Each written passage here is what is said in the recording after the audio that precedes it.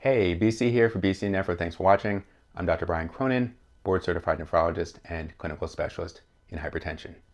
Today's topic, will dialysis work? Approaching dialysis when there is a poor prognosis.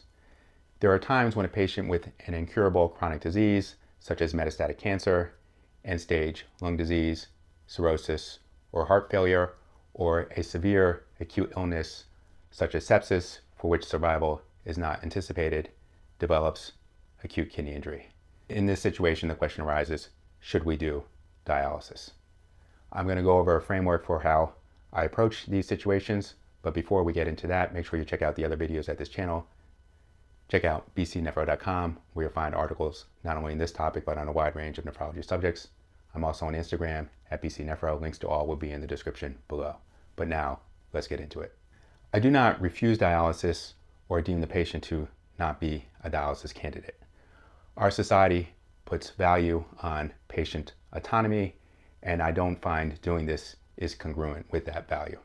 Instead, I ask myself the following questions. First, is dialysis technically possible?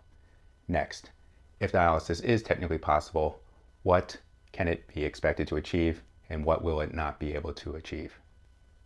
If after assessing what dialysis can and cannot achieve, I believe it is more likely to prolong the process of dying than contribute to restoration of health, I clearly state this and make the recommendation not to do dialysis. However, in real life, there are many situations where the prognosis is not clear. It may be poor, but recovery is not impossible. In these situations, I discuss a trial of dialysis.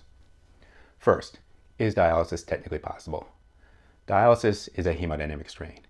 Although CRRT, continuous renal replacement therapy, may lessen this hemodynamic strain by having lower ultrafiltration rates, blood still needs to leave the body to go through the dialysis circuit. In patients with severe hypotension on high doses of multiple pressors, this may result in hemodynamic collapse. In this case, dialysis is not technically possible. Dialysis also requires central access. If central access cannot be achieved because of severe vascular disease, coagulopathy, or thrombocytopenia, dialysis is not technically possible. Next, what can dialysis achieve and what is it not able to achieve? Dialysis can remove potassium from the body and therefore would be expected to help improve hyperkalemia. It also be expected to improve metabolic acidosis. It can remove uremic toxins, although in many cases it is not clear how much that will help the patient's altered mental status, because the cause for the altered mental status is often multifactorial. And finally, dialysis can remove fluid from the body as the blood pressure allows.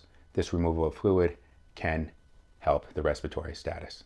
Now, what are the things that dialysis can't do? First, dialysis cannot help the kidneys function better. I find that I need to clearly state this, as many people believe that dialysis will somehow kickstart or aid the kidneys. Instead, I refer to dialysis as kidney life support.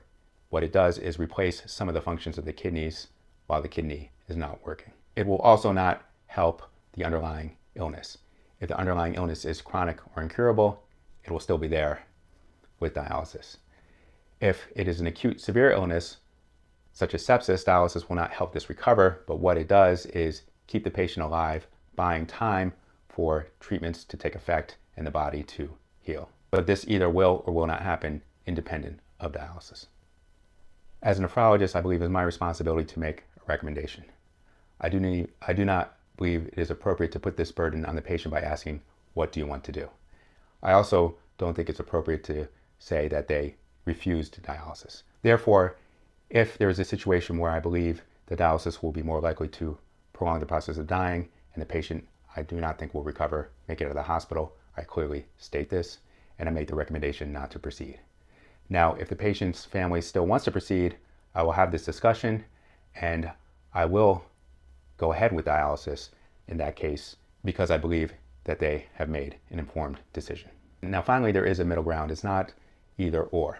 In many cases, the prognosis is not entirely clear. Although the prognosis may be poor, recovery still may be possible. And in these cases, I discuss a trial of dialysis. The way I frame a trial of dialysis is like this. There are three potential outcomes. First is that patient recovers and the kidney recovers, and then further decisions about dialysis are a moot point. It doesn't matter because they recovered. Second, the patient may recover, but the kidneys don't, and in that case, ongoing dialysis is required. However, in that situation, the patient would be expected to be in a state where he or she can make the decision if they want to continue dialysis, if it was worthwhile to do so. And finally, the patient's condition may not improve or even deteriorate. In this case, it is clear that dialysis is not helping the big picture, which is the patient getting better, and the decision can be made to discontinue dialysis. I believe that this approach can give both the family and the healthcare team some peace of mind in knowing that actually they tried everything, they did their best, and it just didn't work. So that's it. Thanks for watching an approach to dialysis in patients with a poor or apparent futile prognosis. If you made it this far, you might as well hit like and subscribe. Please share this video with someone who you think may be interested in hearing about this topic and spreading the message word of mouth. That really helps the channel grow. Leave a comment or question below, and until next time.